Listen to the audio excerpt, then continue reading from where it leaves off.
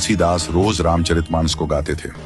एक बार गोस्वामी प्रातःकाल शौच करके आ रहे थे तो कोई एक प्रेत से इनका मिलन हुआ। उस प्रेत ने प्रसन्न होकर गोस्वामी जी से कहा कि मैं आपको कुछ देना चाहता हूं। गोस्वामी जी बोले, भैया हमारे मन में तो केवल एक ही चाह है कि ठाकुर जी का दर्शन हमें हो जाए। उस प्रेत ने कहा कि महाराज, मैं यदि दर्शन करवा सकता तो अब तक मुक्त न हो गया होता। मैं खुद प्रेत योनि में पड़ा हुआ हूं। तुलसीदास जी बोले, फिर भैया हमको कुछ नहीं चाहिए। तो उस प्रेत ने कहा, सुनिए महाराज, मैं आपको दर्शन तो नहीं करवा सकता, लेकिन दर्शन कैसे होंगे उसका रास्ता बता सकता हूं। तुलसीदास जी बोले कि बताइए। प्रेत बोला, आप जहां कथा कहते हैं बहुत सारे भक्त सुनने आते हैं।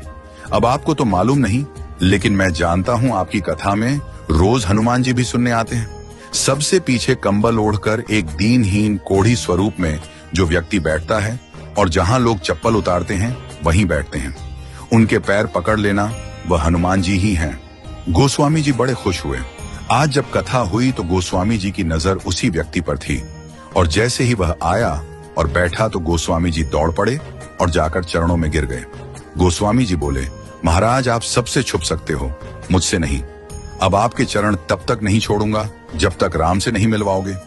ये कहा तो हनुमान जी दिव्य स्वरूप में प्रकट हो गए। तुलसीदास जी बोले, कृपा करके राम से मिलवा दो, अब और कोई अभिलाषा नहीं है। हनुमान जी बोले कि आपको राम जी जरूर मिलेंगे, लेकिन आपको चित्रकूट चलना होगा। गोस्वामी जी चित्रकूट गए, मंदाकिनी में स्नान किया, कामदगिरी की परिक्रमा की, खोज रहे हैं कि प्रभु कहां मिलेंगे। सामने से दो राजकुमार घोड़े पर आए, एक गौर वर्ण और एक श्याम वर्ण। उन्होंने रास्ता पूछा तो तुलसीदास जी ने बताया और वो चले गए। फिर हनुमान जी प्रकट हुए और बोले, अभी जो राजकुमार घोड़े पर थे वही तो राम और लक्ष्मण थे। आपसे ही तो रास्ता पूछा और आपने नहीं पहचाना। ये चूक हम सब करते हैं।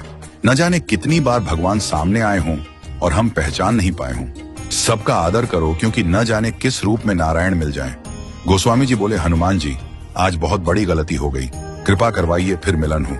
हनुमान जी बोले, धैर्य रखो, फिर मिलेंगे। गोस्वामी जी मंदाकिनी के तट पर स्नान कर चंदन घिसते हुए श्री राम जय जय राम गा रहे थे। ठाकुर जी बालक रूप में आए और बोले, बाबा चंदन बहुत प्यारा घिसा है, थोड़ा मुझे लगा दो। गोस्वामी जी ने दिया। हनुमान जी तोता बनकर आए और घोषणा कर दी कि चित्रकूट के घाट पर भई संतों की भीड़, तुलसीदास चंदन घिसे, तिलक देत रघुवीर। तुलसीदास जी के कानों में यह वाणी पड़ी तो चरणों में गिर पड़े। ठाकुर जी बोले, अब नहीं छोड़ूंगा। प्रभु दिव्य रूप में प्रकट हुए और अंतर्ध्यान हो गए।